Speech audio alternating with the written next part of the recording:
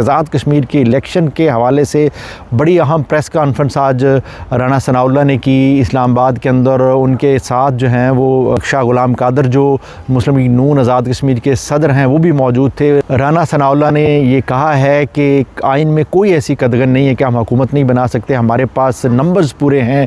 इस वक्त कोई तकरीबन 24 से 25 के करीब हमारे पास नंबर्स हैं और हम सादा अक्सरियत से भी हुकूमत बना सकते हैं। और अगर मखसूस नशीस्तें इसमें शामिल कर ली जाएँ तो हमारी जो तादाद है वो लगभग 33 के करीब हो जाएगी, जो कि 2/3 अक्सरियत से भी बढ़कर है। उन्होंने कहा जी आइन के अंदर कोई ऐसी कदगन नहीं है कि हम जो है वो पुंछ का इलेक्शन करवाने के बाद ही हुकूमत बना सकते हैं।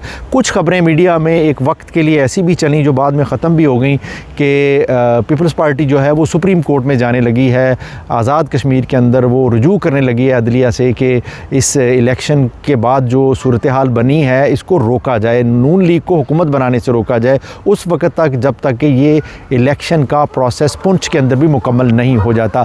लेकिन राना सनाउल्लाह ने एक सवाल के जवाब में कैटेगोरिकली कहा है कि ऐसी कोई तजवीज़ मेरा नहीं ख्याल कि पाकिस्तान पीपल्स पार्टी के पास है। हम उन लोगों से मिले भी हैं और हमारे सामने ऐसी किसी तहफ़्फ़ुज़ का इजहार उन्होंने नहीं किया है।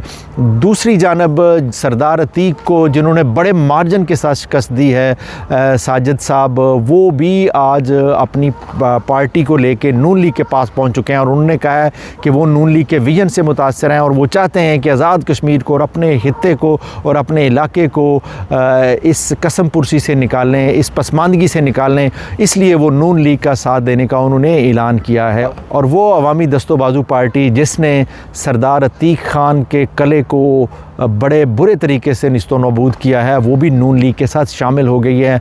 और राना सनाउल्लाह ने कहा है कि हम आज़ाद कश्मीर के हित्ते की बेहतरी के लिए, इसकी डेवलपमेंट के लिए मिल के काम करेंगे। उन्होंने आज बड़ी कैटेगोरिकल चीज़ें बताई हैं। और दूसरी जानब 3 ऐसे उम्मीदवार हैं जो वज़ारत उज़्मा के इस वक्त फ़ेवरेट हैं या जिनके दरमियान जो है ये रेस चल रही है। पहले तो हैं जो पार्टी के सदर हैं शाह गुलाम कादर और दूसरे जो हैं वो हैं राजा फ़ारूक हैदर, लेकिन वो चूँकि इस दौड़ से बाहर निकल चुके हैं तो उनकी जगह ले ली है तारक फ़ारूक जो कि जमात के जनरल सेक्रेटरी हैं। तीसरा एक नाम जो है गैर मुतवक्के तौर पर सामने आ रहा है कर्नल वक़ार साहब का, जिनका ताल्लुक़ बरनाला बिम्बर से है, उनका भी नाम लिया जा रहा है। चूँकि वो ख़ुद जो है इस्टेब्लिशमेंट में सर्व करते रहे हैं, उनके राबते हैं, उनकी जो एक वो कह लेते हैं ना कि एक हल्का असर मौजूद है, तो उस बुनियाद पे उनका नाम जो है वो सामने लिया जा रहा है।